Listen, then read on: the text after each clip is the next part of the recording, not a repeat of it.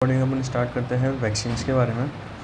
Immunity दो type की होती है, active and passive. Active immunity वो होती है जो अपन खुद बनाते हैं अपनी बॉडी में किसी इन्फेक्शन की वजह से जो बनती है या कोई वैक्सीन लगवाने की वजह से बनती है। ये लॉन्ग लास्टिंग होती है और टाइम टेकिंग होती है, पर इसको बनने में टाइम लगता है, पर ये लॉन्ग लास्टिंग रहती है।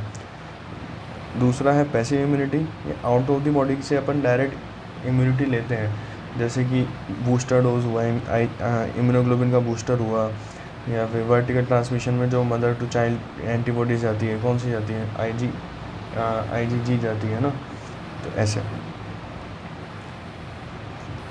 नेक्स्ट देखते हैं classification of the vaccines. Classification में सबसे पहले बात करते हैं लाइव वैक्सीन की। तो जो BCG है, OPV Sabin vaccine, measles, mumps, rubella, yellow fever, typhoral, rotavirus, chicken pox, varicella, zoster virus, Japanese encephalitis virus. ठीक है, ये सब लाइव वैक्सीन है। लाइव वैक्सीन वापस बता देता हूँ। BCG जो TB वाली वैक्सीन होगी वो हो गई, OPV पोलियो की, MMR हो गई, yellow fever, typhoral, rotaviral, chicken pox, varicella, zoster vaccine and Japanese encephalitis live. Japanese encephalitis killed भी होती है, जो इसमें आ जाएगी। ओरल पोलियो वैक्सीन का जो OPV है, ठीक है, वो तो लाइव है, और IPV जो सांक वाला होता है वो किल्ड है। रूबेला यहाँ हो ही गया, रोटावायरस लाइव में हो ही गया। यहाँ होता है रेबीज, मेनिंगोकोकल, पर्ट्यूसिस, कोवैक्सीन और हेपेटाइटिस A। ओके, फिर नेक्स्ट है टॉक्साइड। टॉक्साइड में तो TD, टिटनेस और डिप्थीरिया टॉक्साइड का कॉम्बिनेशन आता ही है।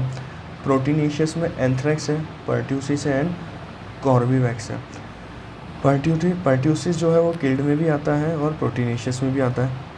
फिर पॉलीसेकेराइड और कंजुगेट में है नेमोकोकल, मेनिंगोकोकल और Haemophilus influenza B vaccine. Recombinant vaccine में हेपेटाइटिस B है, हेपेटाइटिस A किल्ड है, हेपेटाइटिस B रिकॉम्बिनेंट है, और HPV ये भी रिकॉम्बिनेंट वैक्सीन है। Non replicating viral vector based vaccine, Covishield, Incovacc और इवोल। तो ये सारी वैक्सीन्स हैं, एक बार फास्टली देख लेते हैं। BCG, OPV, MMR vaccine, yellow fever, typhoral, rota, chicken pox, वरिसेला और जूस्टर दोनों, और जैपनीज एन्सेफेलाइटिस लाइव में आती है। हेपेटाइटिस A किल्ड है, B रिकॉम्बिनेंट है।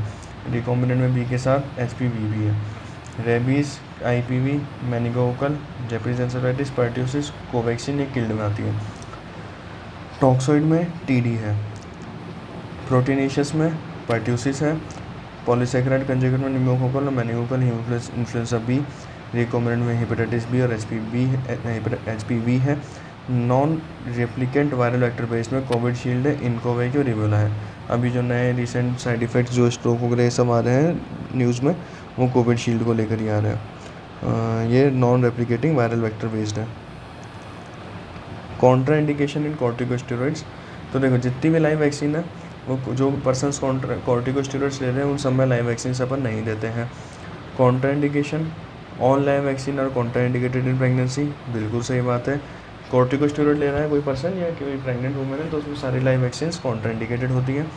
ओनली लाइव वैक्सीन जो अपन दे सकते हैं किसी कंडीशन में वो है येलो फीवर वैक्सीन। फिर एट्यूनेशन मतलब क्या होता है, किसी वैक्सीन को मैंने एट्यूनेट करा हुआ है, इसका मतलब है कि मैंने उसके वायरुलेंस को तो कम कर दिया है, यानी कि उसकी इन्फेक्शन करने की कैपेसिटी मैंने कम कर दी है, बट उसकी एंटीजेनिसिटी मेंटेन्ड है ताकि अच्छी इम्यूनिटी बन पाए फ्यूचर के लिए। और as pregnancy is immunocompromised, attenuated bacteria will work like normal bacteria and will cause severe infection, that's why all the live vaccines are contraindicated in the pregnancy even if it is attenuated. फिर vaccines contraindicated HIV are all live vaccines. फिर contraindication in asymptomatic HIV adult and contraindication in symptomatic HIV adult. तो जो asymptomatic HIV adult है उसमें कोई भी vaccine contraindicated नहीं है, और जो सिम्टोमेटिक है उसमें सारी लाइव वैक्सीन कॉन्ट्राइंडिकेटेड होगी एक्सेप्ट MMR का कॉम्बिनेशन और वरिसेला जूस्टर। ठीक है, देखो, कॉर्टिकोस्टेरॉइड प्रेगनेंसी सारी live vaccine contraindicated, HIV asymptomatic सब कुछ दे सकते हो, पर जो सिम्टोमेटिक है उसमें सारी लाइव वैक्सीन कॉन्ट्राइंडिकेटेड एक्सेप्ट उसमें आप MMR और वार्सिला जूस्टर दे सकते हो, और येलो फीवर प्रेगनेंसी में दे सकते हो। Contraindication in HIV positive newborn, all live vaccines are contraindicated in HIV positive newborn except OPV, measles and BCG। OPV, measles और BCG को छोड़ के सारी live vaccine HIV positive newborns में कॉन्ट्राइंडिकेटेड है। ठीक है, तो ये एक अच्छा पॉइंट है टेस्ट करने के लिए, ध्यान रखना। PCV की फुल फॉर्म क्या है? Pneumococcal conjugate vaccine. ठीक है, तो HIV पॉजिटिव बच्चे में कौन कौन सी वैक्सीन दे सकते हैं? वैसे तो सारी कॉन्ट्राइंडिकेटेड लाइव, बट दे कौन सी सकते हो? OPV, BCG, मीजल्स और HIV पॉजिटिव एडल्ट है सिम्टोमेटिक, उसमें भी सारी live vaccine contraindicated except MMR और वार्सिला जूस्टर। अब देखो national immunisation schedule. National immunisation schedule में देखो, पहली चीज़ तो मैं बताऊँ, ये वैक्सीन वाला पार्ट बहुत बोरिंग है, बहुत रटने वाला है, समझ में नहीं आ रहा होगा। ठीक है, समझ में आता भी नहीं है, बार बार देखना पड़ेगा इनको, बहुत बार देखना पड़ेगा क्वेश्चन इनके जो माइनर पॉइंट्स हैं, तभी कुछ समझ आएगा। और इससे क्वेश्चन आते हैं एक दो आ जाते हैं। अब देखो NIS जो नेशनल इम्यूनाइजेशन स्केड्यूल है, एट बर्थ बच्चे को BCG देनी है जो कि एक लाइव वैक्सीन है, OPV live vaccine, hepatitis B killed vaccine.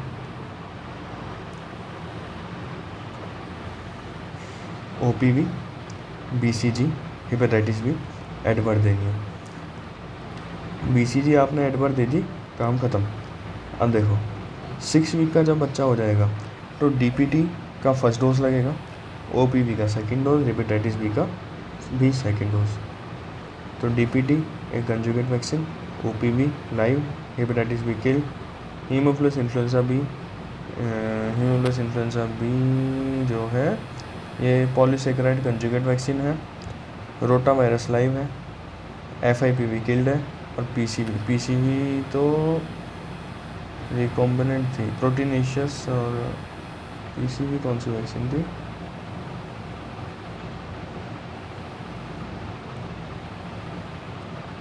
Polysaccharide है शायद ये। ठीक है, तो एट बर्थ BCG का फर्स्ट डोज लगा, उसका काम खत्म। फिर OPV और आपने हेपेटाइटिस B दिया, जो आगे 6 वीक पे देंगे, फिर 10 वीक पे देंगे, और 14 वीक पे देके फिनिश करेंगे। DPT आपने 6 वीक से शुरू करा था, जो 10-14 वीक पे भी चलेगा। Haemophilus influenza B, rota virus, ये भी कंटिन्यू चलेगा 6, 10 और 14 वीक पे। FIPV 1 6 वीक पे, और फिर 10 पे उसको नहीं देते, और वो अपन सीधे फिर 14 वीक पे देते हैं। यानी कि एट बर्थ दे रहे हैं, फिर 6 week, 10 week, 14 week. At birth आपने क्या क्या दिया है? BCG, OPV, हेपेटाइटिस B, जिसमें BCG का काम खत्म। अब 6, 10, 14 पे OPV, हेपेटाइटिस B तो कंटिन्यूस चलेगा, DPT चलेगा, वो भी continuous, Haemophilus influenza B, rota virus vaccine, वो भी तीनों पे कंटिन्यूस। और 10 को स्किप करके 6 और 14 पे FIPV और PCV देना है अपन को। अब 9 मंथ की एज पे मीजल्स का या मीजल्स और रूबेला का फर्स्ट डोज जाएगा 9 मंथ की एज पे। फिर विटामिन A जाएगा 1 लाख इंटरनेशनल यूनिट 9 मंथ की एज पे, FIPV का थर्ड डोज, और जेपनीज इंसेफ्लाइटिस लाइव का फर्स्ट डोज। तो न्यूज़ हो गई है, तो जेपनीज इंसेफ्लाइटिस 9 मंथ से शुरू हो गई, मीजल्स हो गया, विटामिन A का 1 लाख यूनिट डोज हो गया, एंड मीजल्स रूबेला वाला हो गया एवरी 6 मंथ। ठीक है, हर 6 मंथ में फिर विटामिन A नेक्स्ट 5 साल तक आपको 2 लाख इंटरनेशनल यूनिट देना है, तो टोटल 17 लाख इंटरनेशनल यूनिट हो जाएगा टिल दी एंड। फिर 16 से 24 मंथ में DPT का डोज डलेगा, OPV, मीजल्स, मम्स, रूबेला का सेकंड डोज, जैपनीज एन्सेफेलाइटिस का सेकंड डोज। फिर 5 पे लास्ट DPT का एक डोज लगता है, उसके बाद 10 और 16 पे टिटनेस टॉक्सोइड या tetanus diphtheria toxins more preferred होता है। नंबर और डोज देखें, BCG का तो 1 है, OPV का 6 है, डिप्थीरिया के 7 हो जाता है, पर्ट्यूसिस टिटनेस के 5, हेपेटाइटिस B का 3, मीजल्स का 2, हेपेटाइटिस B का 3, 4 और हेपेटाइटिस B के, सॉरी सर, एट बर्थ भी तो आपने ही दिया है। फिर विटामिन ए 9 डोज लग जाएंगे हर 6 मंथ के हिसाब से, 9 मंथ से शुरू करा, 5 ईयर तक दे रहे हो, ठीक है। Total 9 dose, 17 lakh international unit. Haemophilus influenza के 3 डोज, रोटा वायरस के 3, पीसीवी के 3, FIV के 3, जैपनीज एन्सेफेलाइटिस लाइव के 2। वैक्सीन्स कॉन्ट्राइंडिकेटेड, ठीक है, इस पे आता हूँ मैं एक बार ये लास्ट और देख लें। एट बर्थ BCG 1 डोज लग के काम खत्म। OPV और हेपेटाइटिस बी चलता है फिर 6, 10, 14 पे, वहाँ पे DPT जुड़ जाएगा, वो भी 6, 10, 14 पे। हीमोफिलस इन्फ्लुएंजा भी 6, 10, 14 और रोटा वायरस 6, 10, 14 चलेगा। FIPV1 और PCV ये फर्स्ट 1 डोज 6 पे, फिर उसके बाद 14 पे, ये हो गया फिनिश। 9 मंथ पे मीजल्स रूबेला, FIPV और जैपनीज एन्सेफेलाइटिस 1 चालू हो जाएगा। फिर 16 और 24 मंथ पे जैपनीज़ का सेकंड और मीजल्स का सेकंड लगेगा, DPT और OPV डलेगा, और 5 ईयर पे लास्ट DPT देके अपन उसके बाद 10, 16 पे टिटनेस टॉक्साइड और टिटनेस डिप्थिरिया टॉक्साइड देके फ्री कर देते हैं। अब वैक्सीन्स कॉन्ट्राइंडिकेटेड इन फीवर में कोविड की वैक्सीन कॉन्ट्राइंडिकेटेड थी, ये तो अपन अच्छे से जानते हैं। एक टाइफाइड की वैक्सीन भी फीवर में कॉन्ट्राइंडिकेटेड है। डायरिया और माल न्यूट्रिशन में कोई कॉन्ट्राइंडिकेशन नहीं है। एपिलेप्सी में कॉन्ट्राइंडिकेशन है क्योंकि एक प्रोग्रेसिव डिसऑर्डर है, तो उसमें कॉन्ट्राइंडिकेशन होगा परट्यूसिस का और DPT का। पर सेरेब्रल पाल्सी ये एक नॉन प्रोग्रेसिव डिसऑर्डर है, तो उसमें कोई कॉन्ट्राइंडिकेशन नहीं है। वैक्सीन जो साथ में कॉन्ट्राइंडिकेटेड होती है देना, वो है vaccine which are contraindicated together is yellow fever and cholera. Yellow fever and cholera की वैक्सीन को आप साथ में नहीं देते, ये साथ टुगेदर कॉन्ट्राइंडिकेटेड होती है। तो अपने डायरिया मालन्यूट्रिशन में कोई कॉन्ट्राइंडिकेशन नहीं है, सेरेब्रल पाल्सी में कोई कॉन्ट्राइंडिकेशन नहीं है, एपिलेप्सी परट्यूसिस DPT का कॉन्ट्राइंडिकेशन है, साथ में येलो फीवर कॉलेरा नहीं दे सकते हो आप, और फीवर है तो टाइफाइड और कोविड वैक्सीन नहीं दे सकते हो आप, ठीक है। यहाँ तक कोई दिक्कत?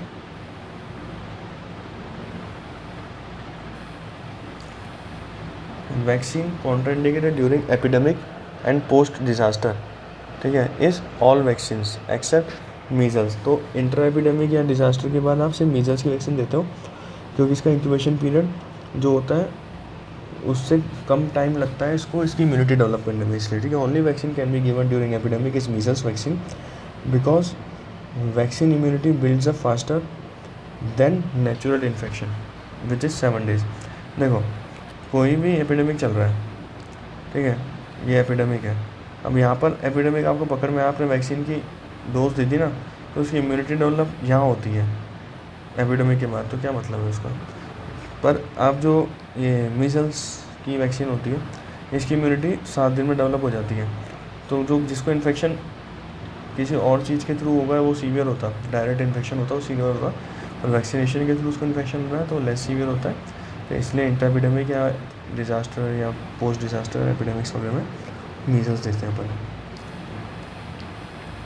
हम देखते हैं adverse event following immunisation.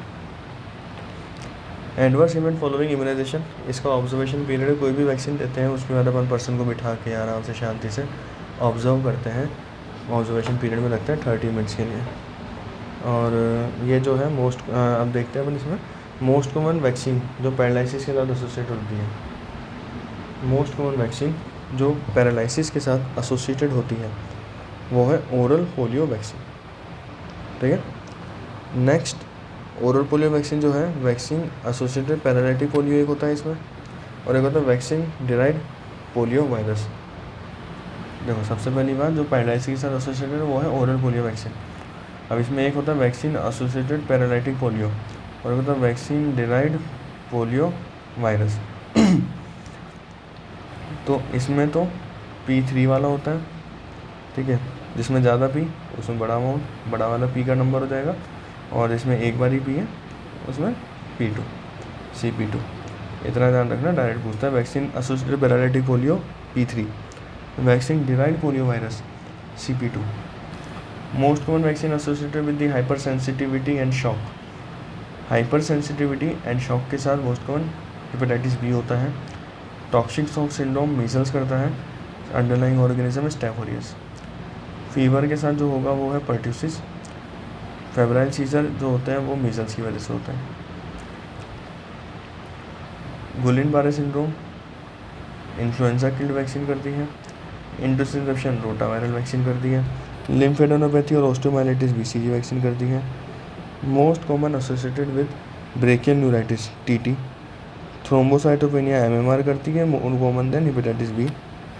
इनकंसोलेबल persistent crying pertussis की होती है। एंड हाइपोटेंसिव हाइपोरेस्पॉन्सिव जो फ्लॉपी इन्फेंट होता है वो परट्यूसिस की वजह से होता है। वहाँ पर देखते हैं पैरालिसिस के साथ सबसे ज़्यादा एसोसिएटेड कौन सी है, OPV vaccine associated paralytic polio P3 vaccine design polio virus P2। Most common associated with hyper sensitivity and shock is hepatitis B. Toxic shock syndrome measles. Underlying organism staph aureus. Most common associated with the fever pertussis। Febrile seizure is due to measles. Most common associated with the Guillain-Barré syndrome is killed influenza vaccine. Interception का है rotaviral vaccine. Lymphadenopathy osteomyelitis का BCG है। Brachial neuritis का tetanus toxoid है। Thrombocytopenia इसमें MMR is more common than hepatitis B. Inconsolable crime ठीक है, inconsolable persistent crime pertussis DPT और hypotensive hyporesponsive floppy infant pertussis DPT की वजह से होता है। अब vaccine vial monitor indirect marker होता है जो पोटेंसी का, ठीक है। कोल्ड चेन की बात कर रहे हैं अपन। कोल्ड चेन में क्या होता है, टेम्परेचर अपन को +2 से +8 डिग्री सेंटीग्रेड तक रखना होता है। जितनी भी वैक्सीन होती है वो स्टोर करते हैं अपन इस टेम्परेचर पर ही, एक्सेप्ट जो ओरल पोलियो वैक्सीन है इसको लॉन्ग टर्म तक स्टोर करना होता है, मोर देन 3 मंथ अपन को, तो उसके लिए -15 से -25 डिग्री सेंटीग्रेड टेम्परेचर चाहिए। और येलो फीवर के लिए -30 से +5। ओरल पोलियो वैक्सीन के लिए -15 से -25 और -30 से +5 तक येलो फीवर वैक्सीन के लिए होता है। अब देखो सीज़न या विलेज लेवल पे, सेशन या विलेज लेवल पे सॉरी, जो ये वैक्सीन का स्टोरेज होता है ना, उल्टा देखते हैं। देखो सबसे पहले तो स्टेट या रीजन पे सबसे बड़ा है। स्टेट या रीजन में वॉक इन कोल्ड रूम होते हैं या फ्रीज़र रूम्स होते हैं, जहाँ पे कोल्ड रूम में तो +2 से +8 और फ्रीज़र में -15 से -25 तक स्टोर होता है। 3 मंथ तक का स्टोरेज होता है स्टेट रीजन में। डिस्ट्रिक्ट रीजन में लार्ज आइस लाइन रेफ्रिजरेटर या फिर डीप फ्रीजर्स होते हैं, 1 मंथ स्टोरेज होता है यहाँ पे। PHC प्राइमरी हेल्थ सेंटर पे 1 मंथ स्टोरेज होता है। और ये मोस्ट इम्पॉर्टेंट कंपोनेंट होता है यहाँ पर आइस लाइन रेफ्रिजरेटर और डीप फ्रीजर्स भी होते हैं इनके पास। फिर सब सेंटर और सेशन विलेज लेवल है। सब सेंटर में वैक्सीन कैरियर होता है +2 से +8 टेम्परेचर का, और सेशन विलेज में तो आइस पैक्स होते हैं जो स्मॉलेस्ट यूनिट है। नॉर्मल टाइप वाटर होता है इसमें +2 से +8 डिग्री सेंटीग्रेड का। Maximum cold chain failure chances होते हैं वो सब सेंटर या विलेज लेवल पर ही होता है। तो विलेज लेवल पे तो आइस पैक्स है, सब सेंटर में वैक्सीन कैरियर है। Vaccines are stored at PHC district and state level only, ठीक है। वैक्सीनेशन के डे पर सब सेंटर या विलेज लेवल पे पहुंचाया जाता है उनको। Reverse cold chain polio stool sample के लिए करते हैं। Warm chain kangaroo mother care को कहते हैं। It is done to prevent neonatal hypothermia. Ice lined refrigerators ये मिनिमम 8 आवर पर डे के इलेक्ट्रिसिटी पे वर्क कर सकते हैं और ये विदाउट इलेक्ट्रिसिटी 5 दिन तक ठंडा रख सकते हैं सामान को। ILR जो होता है उसमें जो टेम्परेचर होता है वो मेजर्ड होता है by dial thermometer. Dial thermometer works on principle of thermocouple. Frequency of usages of dial thermometer is twice a day. दिन में 2 बार टेम्परेचर चेक करते हैं अपन डायल थर्मामीटर के थ्रू। ILR में जो आइसलैंड रेफ्रिजरेटर है उसमें डायल थर्मामीटर के through twice a day temperature check करना है and this works on the principle of thermocouple. फिर वैक्सीन कैरियर, इसमें 4 फ्रोज़न आइस पैक्स होते हैं। वैक्सीन कैरियर में 4 फ्रोज़न आइस पैक्स होते हैं। इनको अपन मेंटेन करते हैं temperature up to 12 to 24 hour के टेम्परेचर पे, ठीक है। वैक्सीन कैरियर जो है 4 फ्रोज़न आइस पैक्स हैं, मेंटेन करते हैं इनका टेम्परेचर अपन up to 12 to 24 hour per day. Sorry वापस करता हूँ, ठीक है। यहाँ से यहाँ तो हो गया था, यहाँ से वापस करता हूँ। वैक्सीन कैरियर जो होता है जो सब सेंटर लेवल पर होता है उसमें 4 फ्रोज़न आइस पैक्स हैं और ये अप टू 24 आवर है ना, मैं टेम्परेचर को मेंटेन कर सकते हैं। वैक्सीन की कैपेसिटी है एक आइस पैक 4 के आसपास तक वैक्सीन को कवर कर सकता है, तो टोटल 16 to 20 आवर्स की कैपेसिटी हो गई।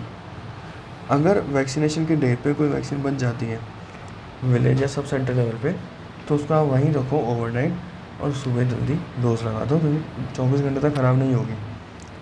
ओके,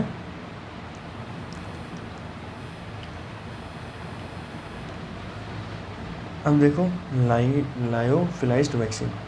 लायोफिलाइज्ड वैक्सीन का मतलब क्या होता है, वो वैक्सीन जो पाउडर या फ्रीज ड्राइड फॉर्म में होती है।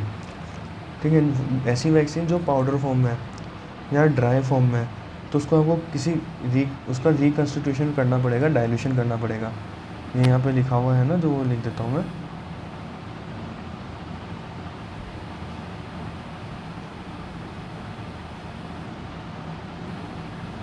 रिकन्स्टिट्यूशन होता है, डाइल्यूशन होता है। तो BCG में तो नॉर्मल सलाइन काम में लेते हैं, येलो फीवर में नॉर्मल सलाइन काम में लेते हैं, MMR में डिस्टिल स्टेराइल वाटर काम में लेते हैं, Japanese encephalitis phosphate buffer saline, Haemophilus influenza B normal saline, रोटा वायरल वैक्सीन 3 वर्ड का ये खुद का नाम है इसका, 3 वर्ड का इसका होगा सिट्रेट बाइकार्बोनेट बफर। वापस देखते हैं, लायोफिलाइज्ड वैक्सीन जो पाउडर फॉर्म में है, रिकन्स्टिट्यूशन करना होगा, डाइल्यूशन करना होगा। BCG येलो फीवर, साथ में हीमोफिलस इन्फ्लुएंजा बी।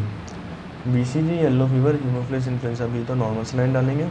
MMR में डिस्टिल स्टेराइल वाटर है, जैपनीज एन्सेफेलाइटिस में फॉस्फेट बफर सलाइन है। Rota viral vaccine citrate bicarbonate buffer बनाती है, रिकन्स्टिट्यूशन है मतलब इसका, citrate bicarbonate buffer. Okay, reconstitution के बाद में ना आपको विदिन 4 आवर वैक्सीन को यूज़ करना ही होगा, नहीं तो टॉक्सिक शॉक सिंड्रोम होने के चांसेस होता है। अब देखो वैक्सीन और उनके स्ट्रेन्स के नाम। BCG वैक्सीन के स्ट्रेन का नाम है डेनिश 1331। इसको 13 ईयर लगे थे टू प्रोड्यूस, इसलिए 1331 है। और किससे अपन ने इसको एक्सट्रैक्ट किया था, वो था माइकोबैक्टीरियम बोवियस। तो BCG Danish 1331। Measles Edmonston Zagreb strain measles का होता है, एडमोन्स्टन जैग्रेब स्टेन मीजल्स का होता है। मम्स का है, मम्स का क्यूट सा बच्चा होता है ना, चिक्स, रेड चिक्स वाला, क्योंकि पैराटाइटिस होता है उसमें, तो जेरिली लिन एस उसका स्ट्रेन है। Yellow fever 17D, typhoral Ty 21A, anthrax Sterne typhoral Ty 21A, anthrax Sterne. Japanese encephalitis live SA 1442, Mosquirix RTS-X, killed H1N1 California, Covaxin NIV 2020-770। ठीक है, याद करने की चीज़ें जो इसमें कलर में लिखे हुए ना मैंने, वो पूछे जा चुके हैं। तो BCG डेनिश 1331, मीजल्स में हो गया गरीब वाला, जैग्रीब स्टेन मतलब, मम्स में Jeryl, yellow fever 17D, typhoral Ty 21, anthrax Sterne, Japanese encephalitis live SA 1442, Mosquirix RTS-S, killed H1N1 California, Covaxin NIV 2020-770। अब देखो रेबीज़ वैक्सीन पोस्ट एक्सपोजर कैसे देनी होती है, वो देते हैं अपन 5 डोज 037-14-28 पे। अब इंट्रा मस्कुलर दे सकते हो और इंट्राडर्मल दे सकते हो। ओके, एसिन रिजिम जो है, एसिन रिजिम ये को गिरा दो, M बन गया, तो इंट्रामस्कुलर तो एसिन रिजिम है 5 डोज, और इंट्राडर्मल थाई रिजिम है, थाई में 4 वर्ड तो इसमें 4 डोज। थाई रिजिम या रेड क्रॉस रिजिम क्रॉस में, ठीक है, थाई रिजिम या रेड क्रॉस रिजिम इंट्राडर्मल होता है, 4 डोज होते हैं इंट्राडर्मल में, इंट्रामस्कुलर में 5 डोज इसेन रिजिम। रेबीज इम्यूनोग्लोबिन जो होती है, ह्यूमन रेबीज इम्यूनोग्लोबिन में 20 इंटरनेशनल यूनिट पर केजी होता है, और इक्विन यानी हॉर्स वाला 14 होता है। इसको 100% अराउंड द वुंड देते हैं, और अगर फिर भी कुछ बच जाता है तो डेल्टोइड में IM दे दो। कुत्ते का जो रेबीज़ वाला काटा हुआ जो वुंड होता है उसको सोप वाटर से वॉश करो 15 to 20 minutes. Do not give suture until very important, क्योंकि आप इन्फेक्शन को या वायरस को डायरेक्ट डीप टिश्यू तक का पाथवे दे देते हो सूचर करोगे तो। और अगर सूचर करना भी पड़ रहा है तो उसको एंटीबायोटिक के साथ करना है अंडर रेबीज इम्यूनोग्लोबिन।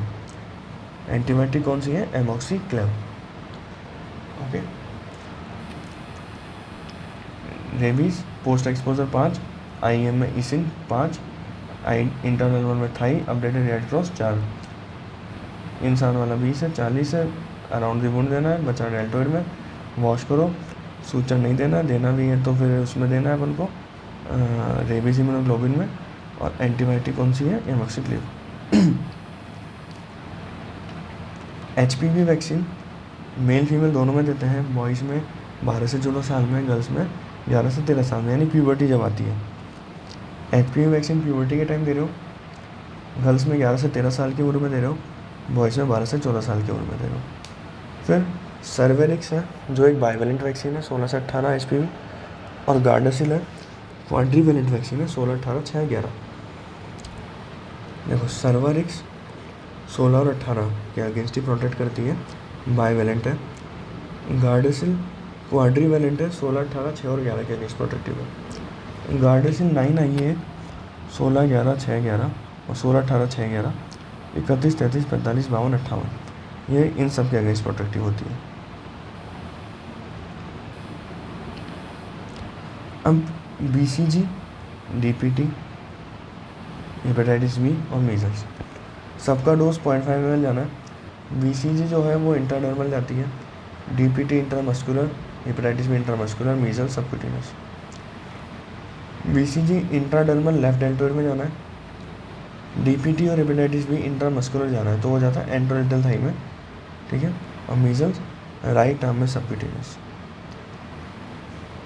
जो ये एंट्रोलेटरल थाई में जाता है वो कौन सी मसल में देते हैं अपन? वेस्टस लेटरलिस नेम की मसल में देते हैं। तो DPT और हेपेटाइटिस बी ये तो इंट्रामस्कुलर देना है एंट्रोलेटरल थाई में, वेस्टस लेटरलिस में। BCG लेफ्ट में डेल्टोइड में इंट्राडर्मल, और सबक्यूटेनियस मीजल्स देते हैं अपन। देखो मीजल्स के नाम के पीछे S तो हो गया सबक्यूटेनियस, ठीक है। BCG ये TB वाली जो वैक्सीन है ये इंट्राडर्मल जाएगी, ठीक है। ये TB वाली वैक्सीन इंट्राडर्मल जाएगी लेफ्ट डेल्टोइड में, मीजल्स राइट डेल्टोइड में जाती है, मतलब राइट आर्म, ठीक है, हो गया। अब देखो 1 dose of BCG give 80% protection and 1 dose of measles vaccine give 90% protection. Vitamin A के लिए जो चम्मच आती है वैसी दिखती है, अंदर वाली बाउंड्री तो 1 ml के लिए बताती है यानी 1 लाख इंटरनेशनल यूनिट, बाहर वाली 2 ml के लिए बताती है यानी 2 लाख इंटरनेशनल यूनिट। डेंगावा वैक्सीन डेंगावा वैक्सिया डेंगू के लिए होती है D1, D2, D3, D4। MIP क्या है? माइको इंडिकस प्राणी, लेप्रेसी के लिए होता है ये, माइको इंडिकस प्राणी लेप्रेसी के लिए MIP वैक्सीन है। डेंगावा vaccine D1, D2, D3, D4 के लिए होता है। अब देखो कोविड शील्ड जिसमें दिक्कत आ रही है ना, वो एडल्ट को दिए थे मैंने more than 18, Covaxin more than equal to 15, Corbevax 12 to 14। Covishield more than equal to 18 वालों को दी थी, कोवैक्सीन 15 के बाद, और कोर्बेवैक्स 12 से 14 साल वालों को दी थी। अब देखो कोविड शील्ड जो है non replicating viral vector based vaccine है, 0.5 ml डोज है, IM रूट है, डेल्टोइड में। एफिशिएंसी ध्यान रखनी है एक तो अपन को 70% है। Shield as for Serum Institute ने इसको बनाया, प्रेगनेंसी लैक्टेशन में दे सकते हो। कोवैक्सीन इन आ रहा है, इंडिजिनस है, इंडियन है, by Bharat Biotech. Efficiency 75%, whole viral inactivated vaccine, 0.5 ml each, IM deltoid, 100% indigenous है, 2020-770 NIV स्ट्रेन। कॉर्बीवैक्स आर और बी, इससे ध्यान रखना रिकॉम्बिनेंट वैक्सीन है, receptor binding domain proteinaceous subunit vaccine है। अच्छा सॉरी रिकॉम्बिनेंट नहीं है, आर और बी से ध्यान रखना receptor binding domain proteinaceous subunit vaccine है, वही 0.5 ml है और बायोलॉजिकल इंजीनियरिंग लिमिटेड हैदराबाद ने बनाई है इसको।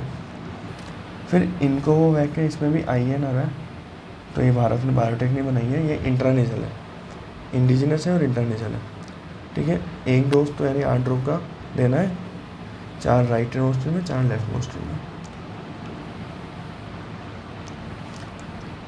तो इनकोवैक IN से intranasal indigenous Bharat Biotech 8 drop देनी होती total. RB receptor binding domain proteinaceous subunit. Covaxin indigenous Bharat Biotech whole virion inactivated. Covishield serum institute 70% efficiency. Covishield तो बड़ों में देना, कोवैक्सीन जो है more than 15 year, Corbevax 12 to 14 year. Global switch program April 2016 में आया था। इसका फ़ोटो कुछ ऐसा दिखता है, पहले 1 2 3 जो OPV के 3 थे उसमें 2 को हटा दिया क्योंकि वो एलिमिनेट हो चुका है, तो 1 और 3 के अगेंस्ट ही ओरल पोलियो वैक्सीन देते हैं because P2 is eradicated.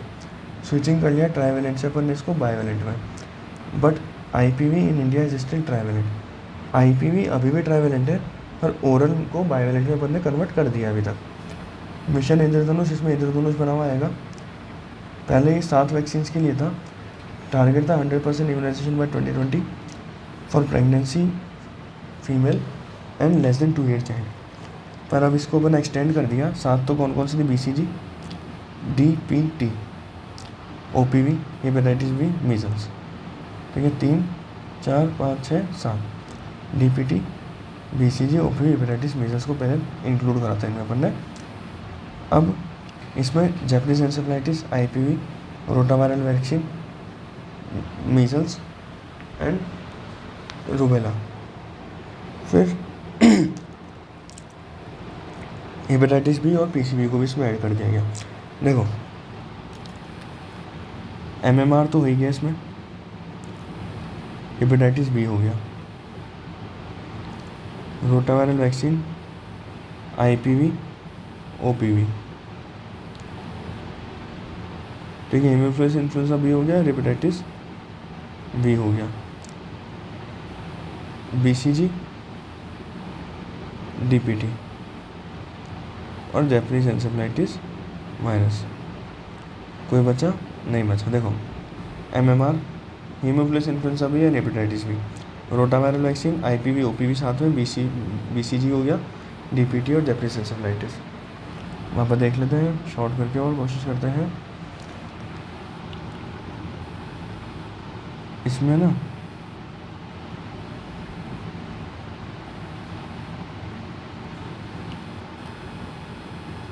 MMR,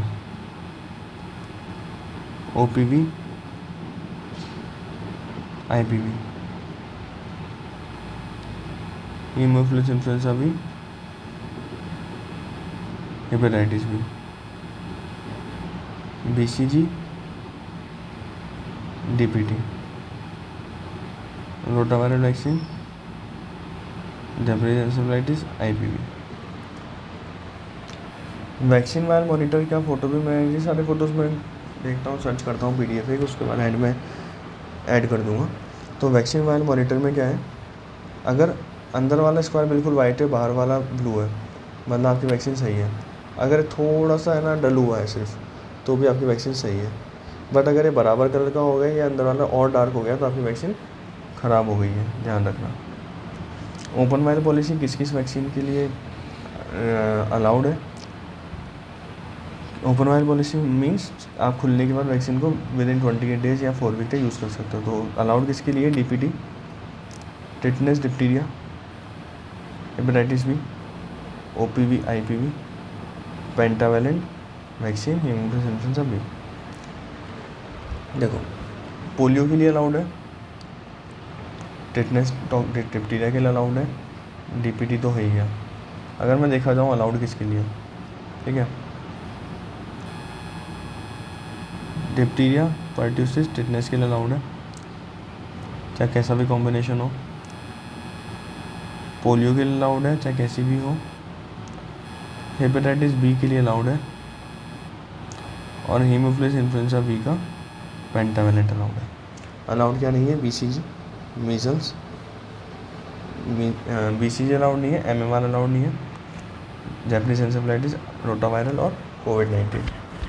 तो अलाउड किस किस में है? DPT, polio, OPV, IPV, haemophilus influenza B, hepatitis B, इनमें ओपन पॉलिसी अलाउड है। Which vaccine have highest efficacy with 1 dose? It is rubella. एक डोज में रूबेला के 95% एफिकेसी आ जाती है, ठीक है। फिर first vaccine was smallpox vaccine given by Edward Jenner. Term vaccine term किसने दी थी? लुईस पास्चर ने, और वैक्सीनेशन एडवर्ड जेनर ने दिया था। स्मॉल पॉक्स वैक्सीन जो फर्स्ट वैक्सीन थी वो एडवर्ड जेनर ने बनाई, वैक्सीनेशन टर्म भी एडवर्ड जेनर ने दी, पर जो वैक्सीन टर्म है वो लुईस पास्चर ने दी थी। Haemophilus influenza hepatitis B recombinant vaccine है, और Covaxin is a type of 100% inactivated. वैसे हीमोफिलस इन्फ्लुएंजा हेपेटाइटिस बी जो है ना वो किल थी, इसमें जो रिकॉम्बिनेंट तो लिखा हुआ है इसमें।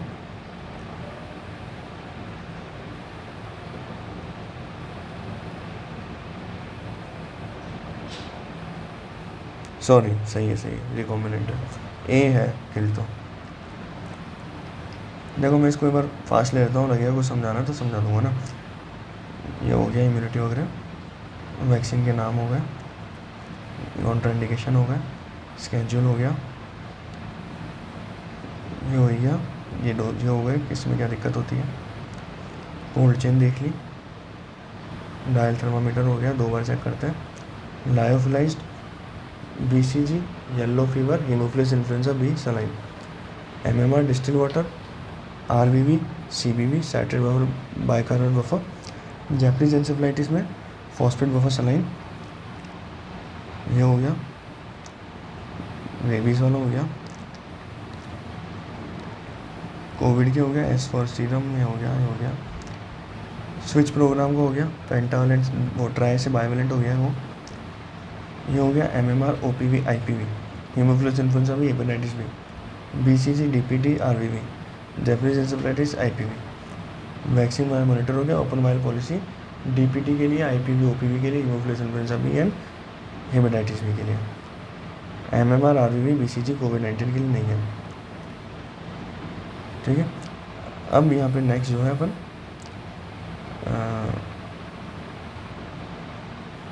एपिडेमिक्स वगैरह वाला टॉपिक नेक्स्ट वीडियो में करेंगे।